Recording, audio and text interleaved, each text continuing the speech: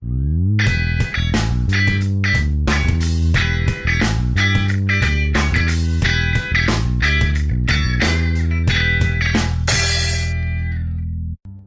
se organiza, então, a coexistência internacional? Em primeiro lugar, então, é que nós precisamos entender, e com certeza vocês vão aprender isto em maior detalhe com meus colegas de ciência política, que o que define o Estado não é apenas a combinação de território, população e governo, mas a ideia de soberania. O que quer dizer soberania? Soberania é também um conceito que vamos reencontrar muitas vezes durante o nosso curso. O que é soberania? É a diferença entre dominação e soberania, que dominação é a situação de fato que um grupo domina um território e ou uma população, mas a soberania implica uma legalidade desta dominação. Então, legalidade automaticamente, novamente, implica um certo reconhecimento. Isto é fundamental para entender nosso sistema de Estados.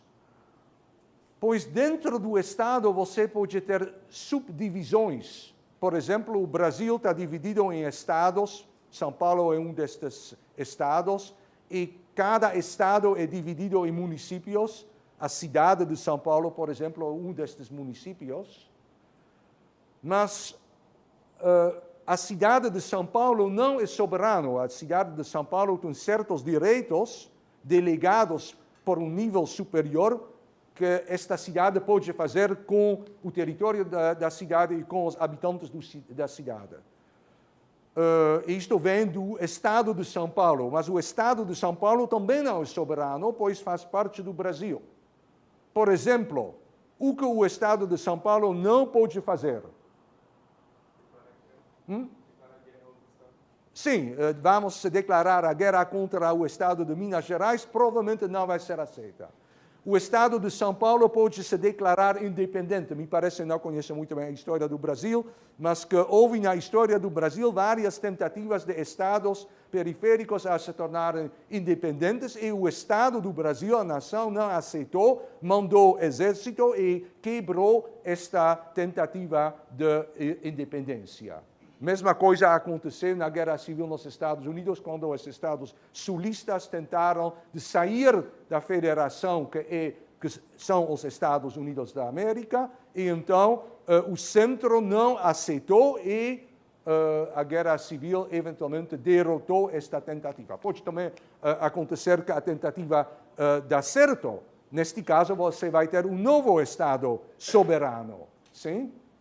Mas para, então, fazer isto, o Estado precisa quebrar, a parte que quer se tornar independente, precisa quebrar a soberania do centro, do Estado em sua totalidade, da qual eles fazem parte.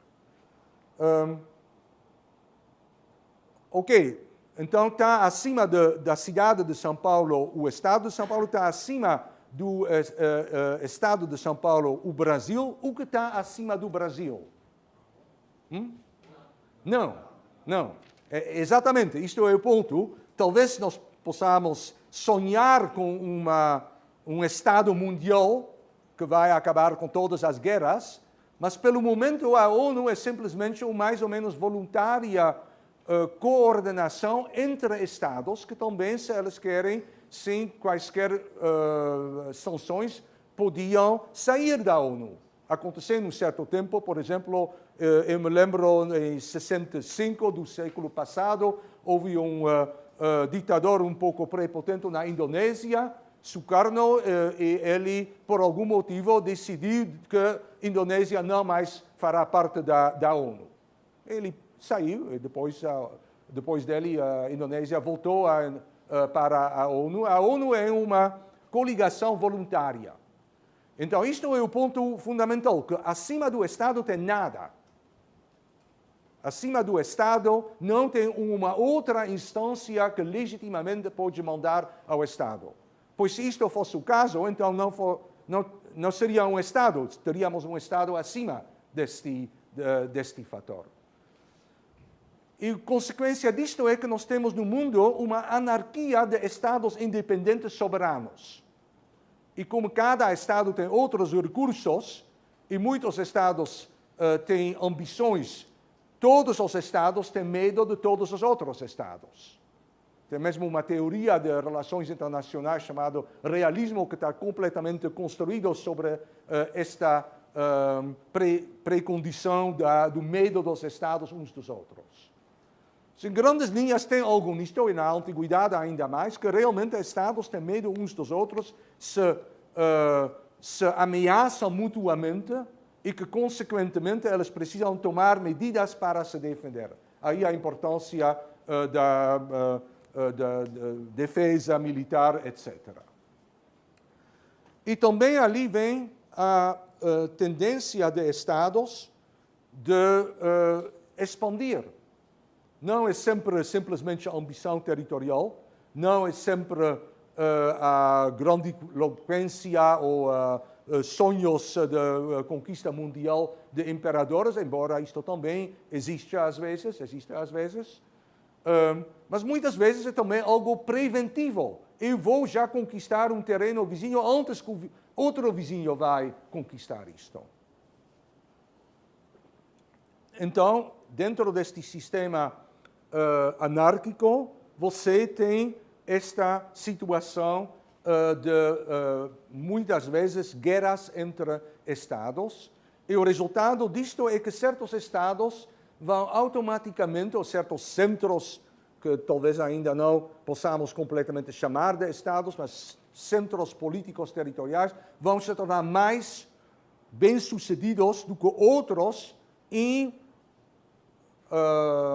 conquistar ou integrar outros territórios.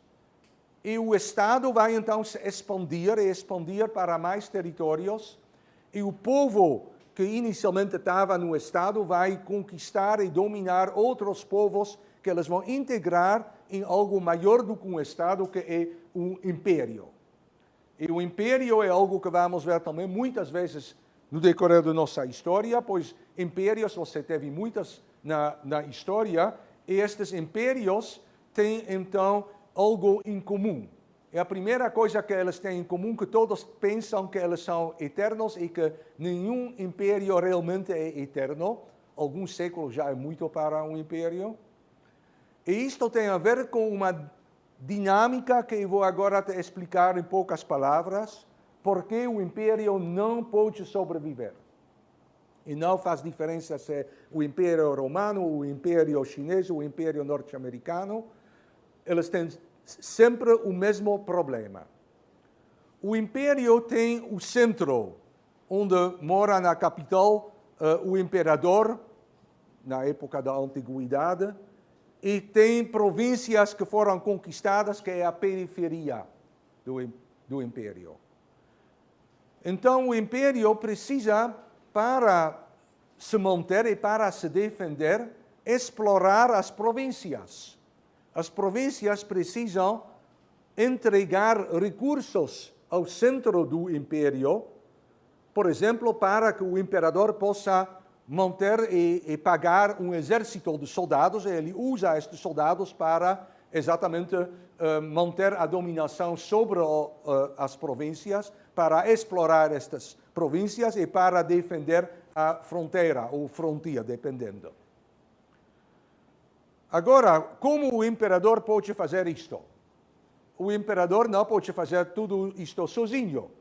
Tem milhares, provavelmente milhões de pessoas que moram dentro do império, então você precisa de um aparelho para fazer este controle. Como ele faz então isto? O imperador, o rei, o presidente, ou qualquer coisa, manda para administrar e explorar as províncias periféricas pessoas de confiança. Ele diz a seu primo, um bom amigo, eu vou te mandar 500 quilômetros ou 1000 quilômetros dali para esta província, e você vai ser responsável para ali extorquir da população o superávit que nós precisamos no centro, e você vai ser responsável para, depois de obter estes superávit, estes impostos, para mandar eles para minha capital, para o centro do império. Tudo bom, assim se faz. E agora nós aceleramos o filme da história 100 anos, e agora está no trono não mais o imperador, pois ele já há muito tempo morrera, mas o bisneto do imperador, e agora está na província o governador não mais é o amigo do imperador, mas é o bisneto do amigo do imperador de 100 anos atrás. Estas duas pessoas não mais se conhecem mutuamente. Em um certo momento, o governador pensa, bom, cada ano eu estou aqui explorando esta população, faz ela sofrer, eu recebo os impostos e mando com uma caravana para a capital e ali mora este imperador que eu nem conheço. Por que eu não ficaria mesmo com estes recursos e eu me torno independente? E então você tem, em algumas palavras, o sistema que fada cada império a um processo de descentralização e de fragmentação. E então o império vai atravessar um ciclo. No começo, receba mais recursos da periferia do que precisa gastar. E então o imperador pode mandar soldados para manter o controle sobre todas as províncias. A partir de um certo momento, seja as províncias ou certas províncias vão se tornar preenchidas de tendências independentistas, autônomas, seja os soldados custam mais pela inflação ou outros fatores, e o imperador não mais tem os meios para pagar tudo o que ele precisa para manter o controle. Ou seja, os inputs que ele recebe não mais cobram os outputs que ele precisa gastar, seja eles econômicos, políticos, culturais. E então o império vai para uma decadência, um declínio, vai eventualmente desmoronar. Ok, isto é algo que vamos ver vez após vez, os detalhes não interessam, mas é importante que vocês saibam o sistema. Agora, na maneira como impérios e estados interagem, também podemos diferenciar entre vários modelos que vamos ver várias vezes na história, que provavelmente também você já conhece, então me desculpo se é chato, mas ok, preciso rapidamente te explicar. Você tem um sistema, pode ser bipolar, unipolar ou multipolar. Quer dizer, quantos polos o sistema internacional tem. Se você tem um império ou Estado que é muito, muito mais forte do que todos os vizinhos que fazem parte do seu sistema, então você pode falar de um sistema unipolar. Sim? Por exemplo, muitas vezes a China e seus vizinhos estabeleceram um tipo de sistema onde os vizinhos pagaram tributos ao imperador da China. Eles não contestaram seu poder. A China foi tão mais forte do que todos os vizinhos, Coreia, Japão, Vietnã do Norte, mongóis, etc. Não em todas as épocas, obviamente, mas às vezes, que você tem uma unipolaridade. O que é bipolaridade? Você tem dois. Exemplo, Guerra Fria é o exemplo clássico, sim? E então é fácil também entender o que é multipolaridade, você tem muitos polos. Sim? Por exemplo, a Europa no século XIX estava mais ou menos em paz entre Napoleão Bonaparte e a Primeira Guerra Mundial. Vamos ver que houve muitas exceções, mas mesmo assim, mais ou menos em paz. E esta paz se baseia num equilíbrio de poder entre 5 grandes polos. França, Grã-Bretanha, Prússia, Império Austríaco e Rússia. Depois começa a se complicar, pois a Prússia vai se expandir, vai se formar como a Alemanha, muito mais poderosa. A Itália vários estados vão se aglutinar e vai ser um novo grande estado italiano. Tem outros elementos ainda. e o sistema, então, eventualmente vai desmoronar. Muitos teóricos dizem que um sistema multipolar é mais complicado e menos estável do que um sistema bipolar. E também tem uma briga entre os teóricos se após a Guerra Fria, quando desmoronou a União Soviética e o sistema comunista desapareceu na maior parte do mundo, temos ainda em Coreia do Norte e em Cuba, então tem uma briga, o que se vem no lugar. Houve aqueles que disseram, agora os Estados Unidos sobrevivem como a única superpotência, ou hiperpotência, como disseram os franceses, então temos novamente um sistema unipolar. E outros que dizem, não, os Estados Unidos é só o primus inter pares, o primeiro entre seus iguais, e não temos uma unipolaridade, mas agora uma nova multipolaridade. Sim? Não vamos entrar neste debate, mas é só para, então, exemplificar os conceitos. Então, mais dois conceitos importantes é que você precisa diferenciar entre dominância e hegemonia. Muitas vezes as pessoas assim confundem os conceitos, mas tem uma diferença, pelo menos eu acho que é útil. Se algum império, um estado ou um potentato, ele expande seu poder sobre uma zona e populações diversas, então você pode falar de dominância. Se ele, de certa forma, se esta dominância é aceita como legítima, então você pode usar a palavra hegemonia. Eu vou te dar um exemplo. Provavelmente muitos de vocês pensam nos Estados Unidos como o hegemono do mundo. Mas eu tenho certeza que muitos brasileiros não gostam desta, entre aspas, hegemonia dos Estados Unidos, e aliás não só no Brasil, como também em algumas dezenas de outros estados, pelo menos. Quer dizer que provavelmente o que você tem é uma certa dominância que não equivale à hegemonia. No século XIX, quem foi o hegemono dos mares? Grã-Bretanha, sim? Grã-Bretanha, como eu acho que eu já disse a semana passada, num certo momento controlou um quarto do planeta e da humanidade. Não todos aplaudiram os britânicos, mas os britânicos tiveram seus concorrentes, franceses, alemães, etc.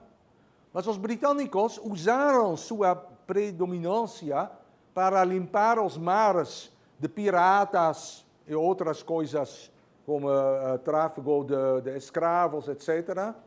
Desta maneira, eles preencheram um papel útil para os outros também, que consequentemente tendiam a passivamente aceitar esta prevalência dos britânicos. E podemos então falar de hegemonia. Para te dar o outro exemplo extremo, durante a Segunda Guerra, nos primeiros anos da Segunda Guerra, os alemães nazistas conquistaram quase toda a Europa e estabeleceram durante alguns anos um mega império em toda a Europa. Este império se caracterizou por roubo maciço, pilhagem e massacres maciços das populações que sofreram enormemente. E após alguns anos, e a custo humano imenso, esta agressão foi derrotada. Aqui então você tem um império que dominou sem nenhuma hegemonia, sim? E você até poderia argumentar que a falta de hegemonia, a falta de legitimidade ou de aceitação desta dominância pelos dominados foi um dos fatores que vai solapar o império. Finalmente, então, você pode ter sistemas onde muito poder está concentrado no centro, então você pode falar de um sistema centralista, ou você pode, pelo contrário, ter um sistema onde um Estado, ou também uma federação, onde muito do poder está compartilhado entre as partes diferentes. Neste caso, você vai para um sistema federal. Sim? Por exemplo, como você sabe, o Brasil é uma federação. Mesmo assim, o centro é relativamente forte no Brasil. Os Estados Unidos também são uma federação relativamente também com um centro forte, mas os estados nos Estados Unidos têm relativamente mais poder do que os estados aqui no Brasil. Ok, agora então tempo para voltar para a antiguidade. Então, a última coisa que eu preciso ainda discutir, que você não tem só quando estados brotam e se desenvolvem, não só consequências econômicas e políticas militares, como também consequências culturais. E então, para ter um estado e para ter um controle organizado da população, você precisa de alguma administração. Então, não por acaso que a escrita também vai se desenvolver com estados. Os mais velhos escritos, obviamente, o cuneiforme dos mesopotâmios e os hieroglifos egípcios, que você pode ver aqui nesta ilustração, vão se desenvolver, seja para fazer um arquivo de quem paga já impostos, quem ainda deve tanta coisa, então a administração econômica, seja para ali fazer uma capturar para sempre uma reza para algum deus. Então, novamente, os deuses, este sistema mitológico que também vai fazer parte de uma civilização e depois de estados, também tem uma função, pois muitas vezes as mitologias, então, vão legitimar o poder da elite deste Estado. Não só vão explicar por que as coisas são como elas são, porque o sol se leva ou se põe, e qual Deus isto é, e como foi o começo do mundo, eventualmente o fim do mundo, e o que seres humanos de vários tipos precisam fazer para agradar aos deuses, etc. Também para explicar. Então, mitologia, obviamente, é diferente da ciência de hoje, mas você pode bem entender que nossa ciência de hoje tem sua raiz nas mitologias velhas, sim? Pois exatamente, é um tipo de maneira para explicar as coisas. E a religião tem, nas sociedades primordiais, então, uma das funções é também de legitimar, de explicar por que quem está no poder tem o direito de estar no poder. Ok. Agora, mais concretamente, eu vou fazer isto bastante de maneira mais rápida, pois provavelmente as grandes linhas, de qualquer maneira, vocês já conhecem. Historicamente mais velha, mais antiga das civilizações está na Mesopotâmia. Agora, o que nós precisamos em Mesopotâmia, então, basicamente, mais ou menos, Iraque de hoje. Para entender a história da Mesopotâmia, então não vou te dar os detalhes, algo importante, muito geral, é sua geografia. Vocês conhecem todos estes dois rios, Tigres e Eufrates, e eles permitem, então, uma agricultura bem desenvolvida. Ali, então, pode-se desenvolver grupos sedentários de população, troca de excedentes entre vários centros, cidades vão se desenvolver, etc., etc. Mas se você olhar e ler qualquer história da Mesopotâmia, então vai ser algo muito complicado. Tem reis, e tem guerras, e tem mudanças de populações, e isto tem a ver com a geografia do país. A geografia é relativamente aberta. Não tem grandes montanhas que protegem a Mesopotâmia. Mas, por outro lado, tem recursos positivos ali. Então, a agricultura vai atrair ali invasões. Sim, o que te expliquei antes, esta atração que zonas agrícolas civilizadas, esta atração que elas produzem sobre outras partes do mundo, particularmente, então, a Ásia Central. E o resultado disto vai ser que a Mesopotâmia vai sofrer, em sua história, muitas invasões de vários grupos. Estas invasões vão produzir perturbações políticas militares e você vai ter novas dinastias e várias grandes mudanças. E então, isto produz esta instabilidade e o caos da história mesopotâmica. Mais velha destes povos que nós conhecemos foram os sumérios. Já no quarto milênio antes de Cristo, eles começam então a desenvolver língua, escrita, cálculo, astronomia, e tudo isto em base de agricultura desenvolvida e trocas comerciais e cidades. Em um certo momento, então, aqui estão vários nomes de cidades e cidadezinhas que arqueólogos reconstruíram.